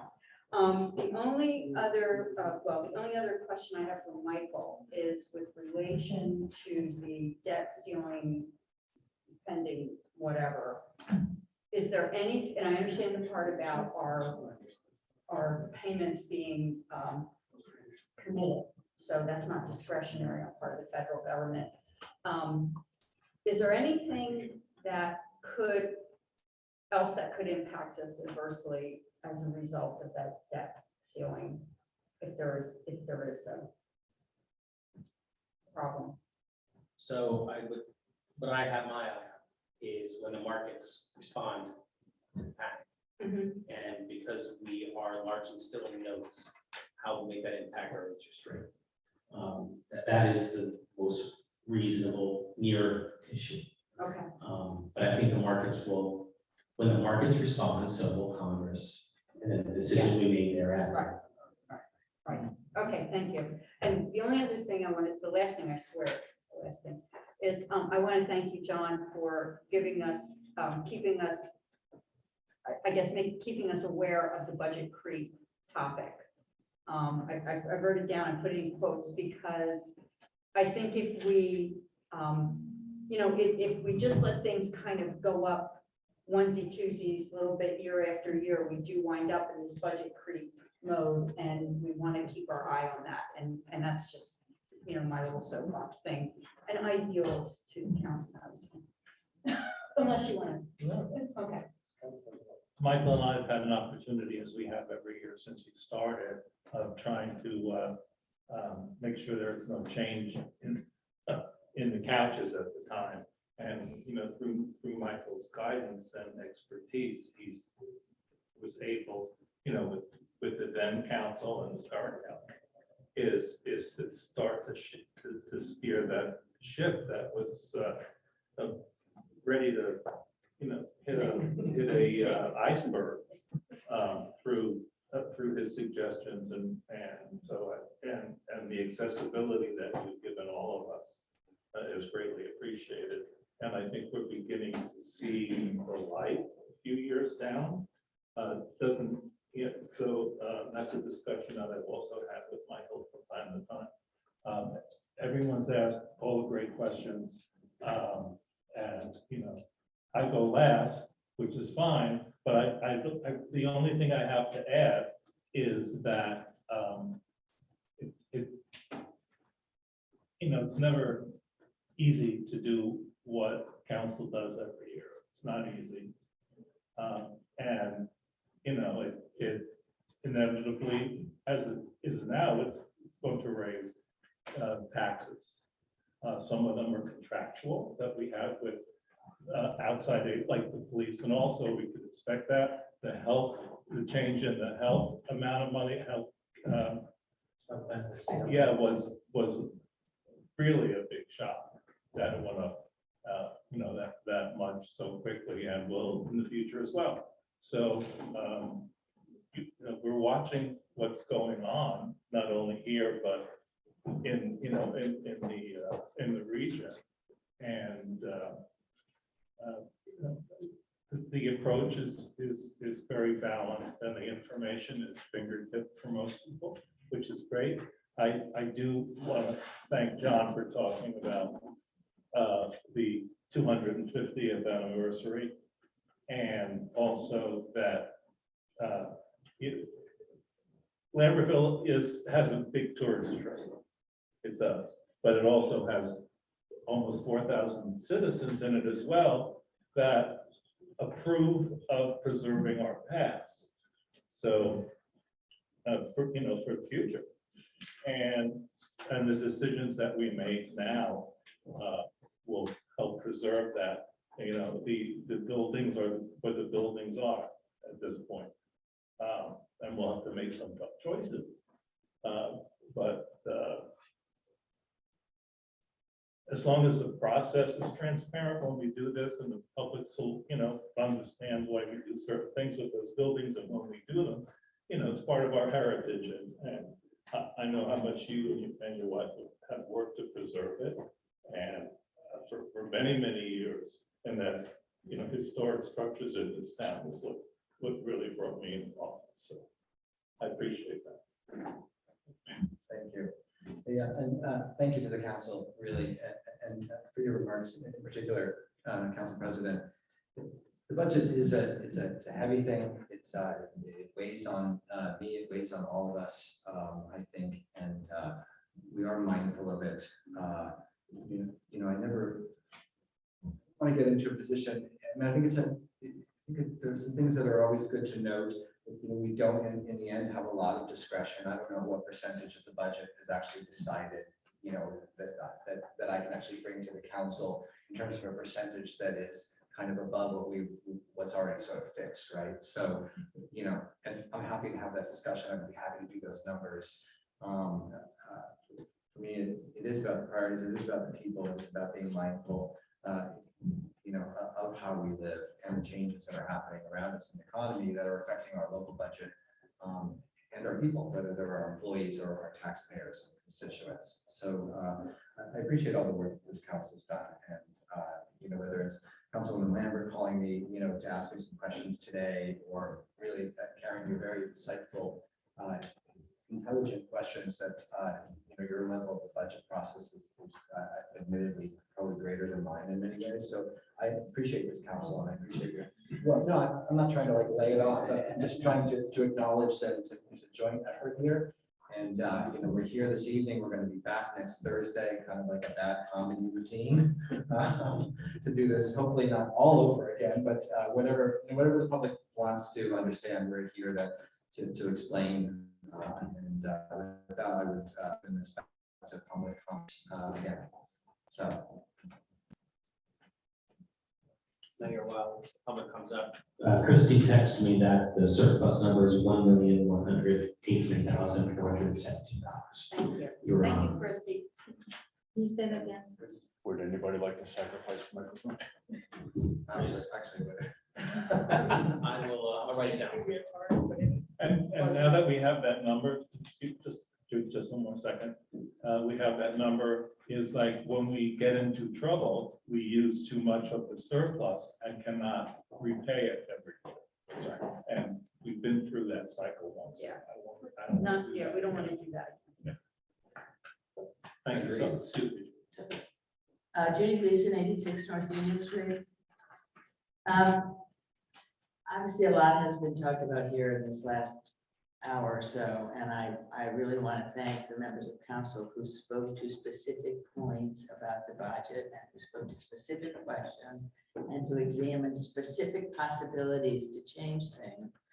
Because one of my first questions I brought with me was, does the council think there's anything they can do? Or are we all here to say, this is it, okay, thanks, bye? Because I have been involved with public service for much of my career at the federal level and at the state level. And I have seen budget nightmares in both of those places. And I have been furloughed and I have not received a raise for 15 years. No 2%, no 1%, no 0.5%, no percent, because there isn't any money and the budget, plays off all those specific things. I don't want to hurt any employee, but I've been around in neighborhoods in this town during campaign seasons mostly. But I've seen people who are suffering in this town and didn't move here and buy $1 million houses and are not saying, well, you don't know what I was paying in New York. You don't know what I was paying in Bergen County. You don't know what I said. I know what people are paying here. I know what I'm paying here. I'm lucky right now that I can pay it. But I really, really hope that we didn't get a budget that we've now talked about and that's the budget. There's nothing we can do. There's no changes we can make. There's no anything. And a couple of specific questions, which I actually, I may be out in left field, so I just don't know, but I know accumulated leave in lots of the public service areas where I have been, and certainly in New Jersey in my lifetime, it has been capped, so you can't just get everything. Now, I understand we have a contract, as the police department does, you can't do anything. I'm not trying to replow old ground in that way, but caps are a real thing in lots of areas of government. I hope if it's legally possible, and I honestly don't know if it is, I hope we will look at that stuff with some real care. And I hope that we keep in mind, and I appreciated the old debt, new debt thing, because loads of people don't understand that old debt that people squawked about for 4 years and blamed everybody for, even though the payoff was front loaded and it was almost done. And we did talk about how it was gonna come down, and then we were told by the previous mayor that it was gonna go back up. And lots of people don't get that. And I think if we do another budget like this, and it just goes through with this kind of an increase, big creeping increase, a whole step, there's no creep here. I think that's gonna be that's gonna have a very negative impact on our people's investment in you all and in the town. So the only other big thing that I didn't see anything about lead paint. And I thought the state's concern about lead paint was coming due sort of this year, and buildings were gonna be inspected and things were gonna happen. I mean, we don't know, because it depends on what they find, whether you could cover it or whether you have to. But I think there's businesses in this town, and I think there's city buildings in this town, where that's sort of a huge potential thing. And I don't know what the plan is, but I can again only beg you guys, please don't say to yourselves, this is the budget, gee, wish we could do something about it. You have to do something about it. And every little suggestion is worth talking about, whether it's $1,000 or $5,000 or, and I'm hearing it from council members, but I worry that this, it might not go anywhere. But anyway, thank you for the comments that we had, the questions that were asked and answered, and what we learned. So, and plus I won't be here for the meeting next week, so I had comments. Judy, I would just point out one thing quickly. You're talking about little things, which I think are important, but I think the big thing that we need to look at is selling part of the cost. Oh, I've been on board for that since day one. You can save a lot of little money, a lot of little dollars when you look at paying down that debt and with the interest rates where they are, and that's where the real savings is going to be when we come back for next year. Well, I'm 100% with that. 99 Forest Street, Maryville, New Jersey. I really appreciate this evening. A lot of times one needs to get their eyes opened up for what actually transpires. We could always tell as a kid, the bread got larger in the meatballs towards the end of the month because there wasn't enough money. So maybe that's what we ought to do here. The main issue, however, is I don't want to be the bearer of bad news, but we cannot evade or avoid the fact that municipal ownership of a state national register building requires it to go before the Historic Sites Council in order to clear any part of the town, which also protects it NJSA 7.42 through 8. Also protects the view of the historic preservation zone, which would be the village apartments, also has to go before the Historic Sites Council, anything at all. And it is, if you read the definitions, it doesn't have to happen tomorrow, but if it's foreseeable, then it has to be included. It's very all encompassing.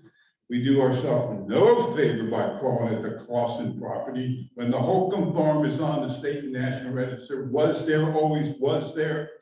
And we were exempt from any overlays. When do you want to hear that? We were exempt from overlays for affordable housing. And the people who owned it weren't asked nor even told that an overlay was going to be put on their property. So there's the problem. Now, as far as the Clausen folks go, who I know them very well, their family gave Ely Field to the city of Lambertville. I just look at it as payback to the family, and I think it's a wonderful thing. I like to take a big picture view of things, is that I don't want to step over dollars to pick up dimes when we might have a magnet that could bring people to this town to spend money here, because they can go visit probably one of the most historic buildings, other than mine, of course, at the Holston Corporate Farm. Before you chop it up, you can't do that. You can't even sell City Hall or do too much there either, because again, it's on the state national register, and all municipal properties have to be approved by the government. The governor's appointed Historic Sites Council. They have a 106 review process. So there is the sad truth that we may have gone through a very costly process in reviewing the overlay, and some of the things that were written in the fellow down there in Cherry Hill, who's the historic, who's the affordable housing person. He wrote some pretty nasty things in his blog about the people of Lambertville. And I would recommend that to anybody. But I think what's most important here, folks, is that, again, as I said before, we have to follow this process. I think there are ways in which maybe we try to partner with the public or get somebody to work with us, particularly on the Holcomb Farm, to try and make that a destination area for people. I'd like to take a look, and you think you're going to swing me for saying this one, but take a look at how many people work in City Hall. How many? How many people work in City Hall? How many are there? 5, 6? 5, 6, 7. So That have to be there every day.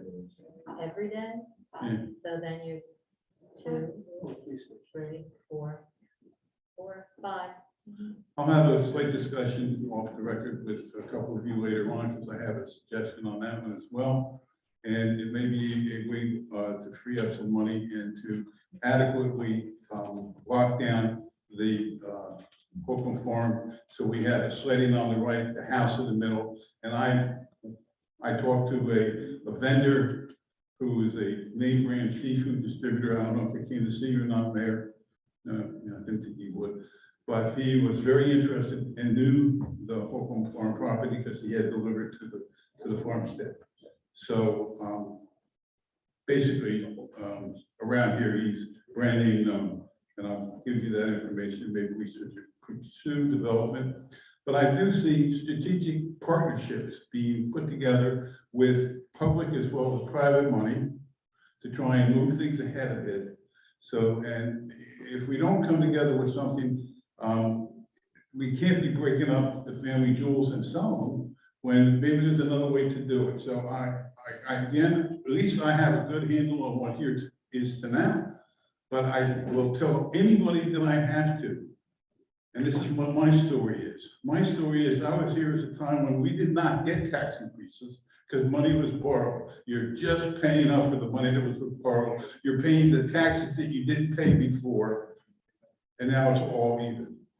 And this way you guys get elected and I get stoned. Thank you.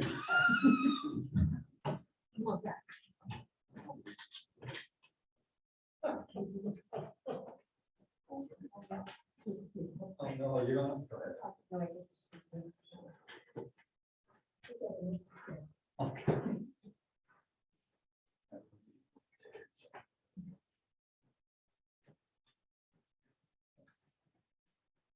Paul Stevens, 3940, just a couple of quick follow-ups. There was a question earlier about what are non-reoccurring revenues that are in this year's budget that were going to be in next year's. Another one, I believe, is the debt service reserve. I think the 250K that's in this year pretty much spends that out. No, how much is still in the debt service review reserve?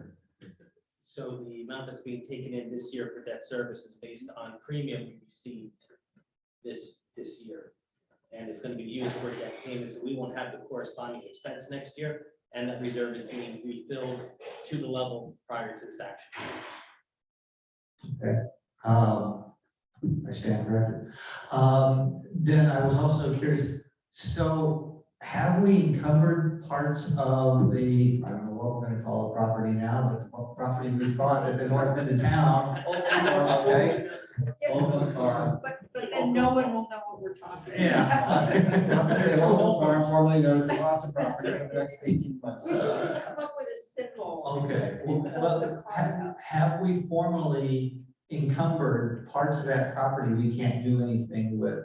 I mean, that we can't monetize, let me put it that way. We've done nothing with that property.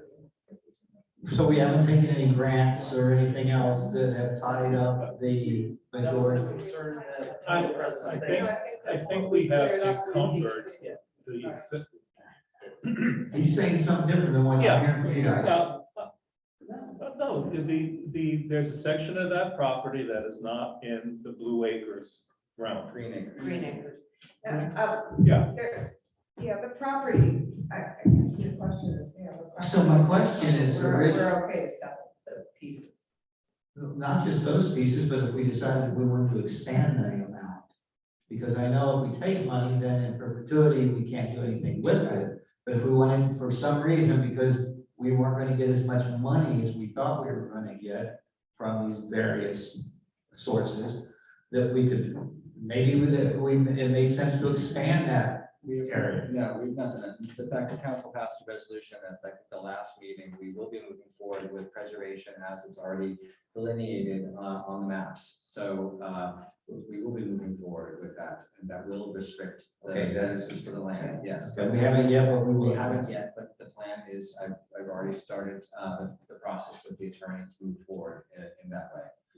Yes. All right, thank you.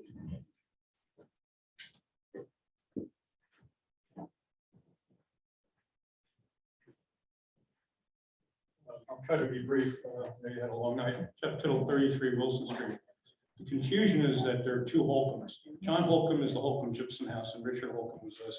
And that's why it's just easier to call it Clausen Farm, because everybody gets confused, because you have two Holcomb houses in the same, within a mile of each other. And by the way, the one in Lambertville is not on the National Register or the State Register, which is something the county should want to work on, but it's not. I just wanted to make sure those things were clear as we go forward. And so there is no design review if you do whatever you do with the village apartments, which is what I want to bring up. We have to be very careful when we have a town like Lambertville and we now have financial troubles. And I've lived in towns, I've been involved in towns, and went into part of the state or another, with things that you can grow the ratables chase. It's the biggest fallacy in the state of New Jersey, because you end up, and I'll use the example of West Windsor. They built more ratables than anybody else. The cost of the infrastructure was $1 billion more than the ratables they brought in. So we have to balance the needs in our community. We need to have places for affordable housing. We need to do something about trying to, deal with rents, and we also have to do something about our budget. But we can't grow our ways out. We're going to have to figure out ways to reduce or be more efficient. We'll try to find money from outside sources like the state or federal government.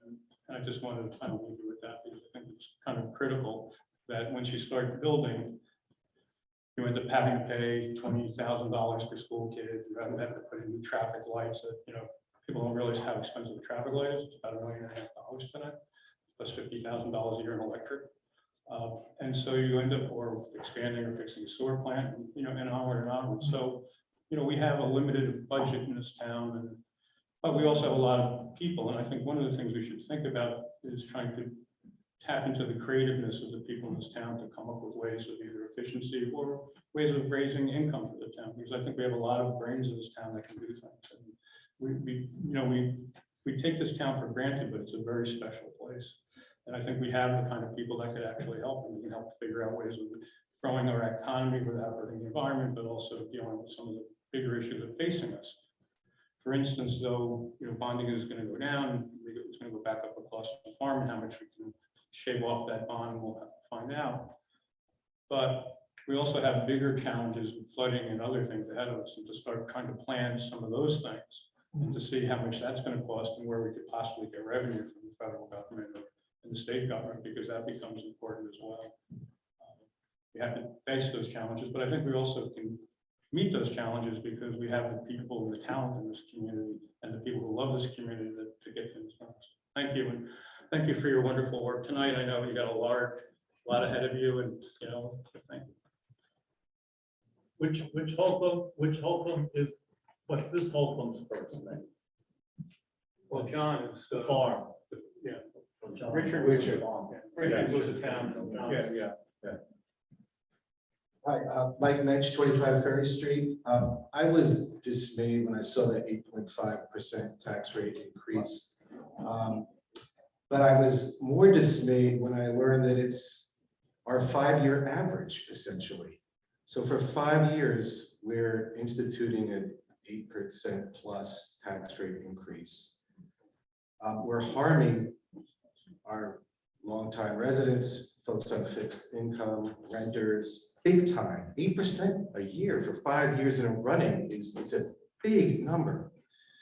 While this is happening, every year in January, I read the New Hope City Council's president give a statement saying 0% tax rate increase this year. We're so proud to keep things affordable for our residents and our businesses.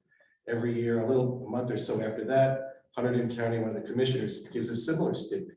They're proud of their budget because they emphasize how they're keeping things affordable. I don't know how 8% became our gold standard, but I don't do it as gold. It's something else. And I hope, I appreciate the machinations that are required to balance the budget, but I personally find 8% just reprehensible because it's been alluded to earlier. It's impacting folks who are on the margin, and a lot of folks look like that. And even folks who are not on the margin scratch their heads. And I just feel like our budget shouldn't be something that we shrug our shoulders at. We should be proud to be able to give a statement yearly saying, hey, we're keeping things affordable. Look at us. So just want to make that statement. So, thank you.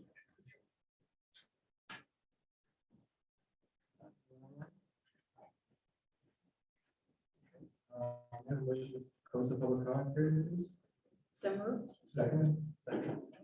Please say aye. Aye. Aye. So just a couple of points here. Judy, lead paint, we already have addressed it. It's in our landlord registration. Ken has done extensive training. It is a requirement now that any landlords, part of the registration process, either provide certification, they have to provide it by July next year. We've already found that many landlords have already gone through the process and identified areas and have inspections and have completed the process. So the law applies to any rental properties.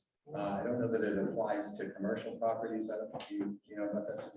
I don't, It's just- I'm not 100% We certain. can follow up with you on the commercial properties, but we have the system underway and it's organized thanks to Lindsay. And our landlords are already falling in line with that. So let's see. The only thing I want to just mention, I do agree with Mr. Tittle in terms of ratables. It's obviously a balance. I'm not necessarily interested in building mammoth buildings here, and I think this council will keep its eye on the ball in terms of balance.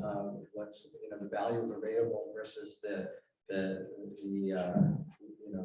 kind of culture that we live in and what's acceptable to us. So I don't have any big concerns about that at the moment.